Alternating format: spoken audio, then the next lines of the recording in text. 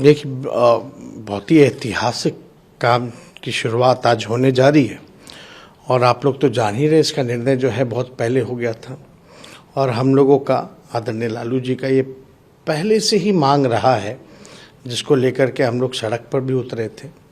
और लालू जी के रहते हुए यूपीए की सरकार ने, मनमोहन जी की सरकार ने ये कराया भी था, कास्ट बेस सर्वे जो सेंसस जो है वो कराया गया था। उसमें सारी चीज़ें थी, लेकिन बाद में भाजपा के लोगों ने इसको डेटा को करप्ट बता दिया। उसके बाद से हम लोग, आप लोगों ने देखा होगा विधानसभा में भी, जब हम नेता विरोधी दल थे तो हमने प्रस्ताव रखा था, प्रधानमंत्री जी से भी मिलके आए थे। उस समय माननीय मुख्यमंत्री जी का भी हम लोगों को सहयोग मिला और हम लोग सब लोग मिल करके आए और भारत सरकार से मांग कर रहे थे कि पूरे देश में जो है ये होना चाहिए। तो आप जान ही रहे हैं, भाजपा जो है गरीब विरोधी है। ये लोग नहीं चाहते थे कि जाति जनगणना जो है वो हो। पूरी कोशिश इन लोगों ने की कि किसी भी प्रकार से जो सही आंकड़े हैं लोगों के पास पेश ना हो सके। चाहे इनकी सरकार आई तो मनमोहन जी की सरकार वाली जो रिपोर्ट आई थी, सर्वे जो हुआ था सेंसस, उसको इन लोगों ने डेटा को करप्ट कर दिया। जब हम लोग गए तो भी आपने देखा होगा कि भाजपा कैसे मटिया रही थी। लेकिन अब आज इसकी शुरुआत हो रही है और इसका नाम दिया गया है कास्ट बेस्ड सर्वे। और एक एक चीज़ की जानकारी जो है माननीय मुख्यमंत्री जी ने भी बताया ही है, सारी बातें विस्तार रूप से, कि इसको एक एक चीज़ उपजाति से लेकर के हर चीज़ और आर्थिक चीज़ को भी इसमें जो है जोड़ा जा रहा है।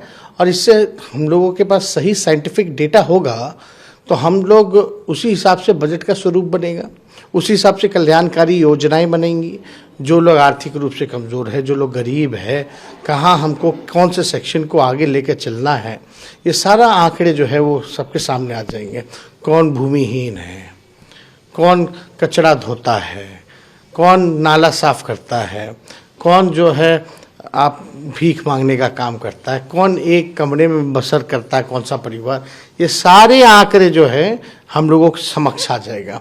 और इसको लेकर के बीजेपी जो है बड़ी घबराई हुई है, डरी हुई है और ये लोग कतई नहीं चाहते थे कि ये कास्ट बेस्ड सर्वे जो हम लोग करा रहे ये हो, एकदम नहीं चाहता था लोग।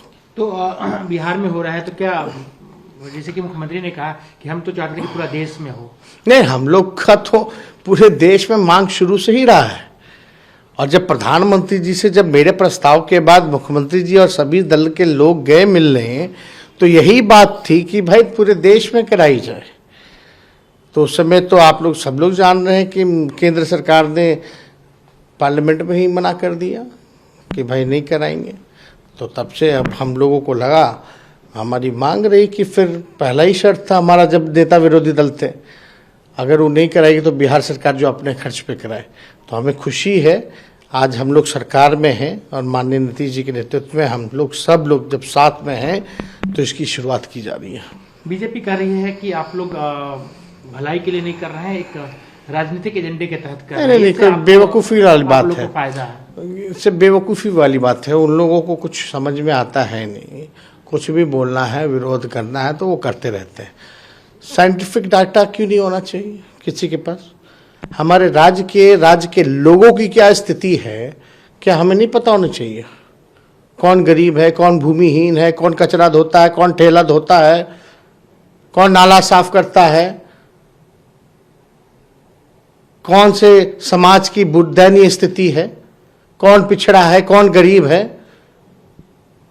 ये पता नहीं होना चाहिए। जब पता ही नहीं होगा तो आप कौन से दिशा में काम कीजिएगा?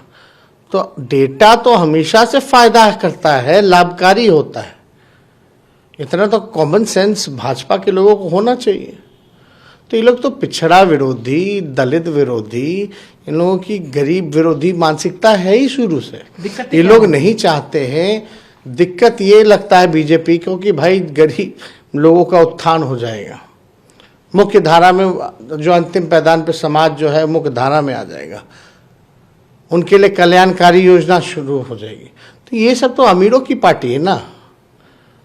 एक अंतिम सवाल, मुख्यमंत्री जी समाधान यात्रा पर निकले, इसका देश यात्रा पर निकलेंगे, कई तरह के कयास लगाए जा रहे हैं, कई सवाल उठाए जा रहे हैं कि अब मुख्यमंत्री जी चले जाएंगे, बिहार की गद्दी आपको सौंप देंगे। अब जिसको जो कहना है वो कहने पे कोई पाबंदी तो है नहीं, लेकिन माननीय मुख्यमंत्री जी ने स्पष्ट कर रखा है कि उनका क्या उद्देश्य है बिहार घूमने का। और राष्ट्र राजनीति में उन्होंने साफ कहा है कि कोई पीएम की उम्मीदवार नहीं है, लेकिन हम जितने भी विपक्ष के दल हैं उनको एकजुट करके चुनाव लड़ना चाहते हैं। यही तो बात है। अब इस पे किसी को कोई भी टिप्पा टिप्पणी करनी हो तो हमको लगता है कि वो लोग स्वतंत्र है, करते रहें, लेकिन जनता जो है उनके पास जो है साफ संदेश मिल चुका है।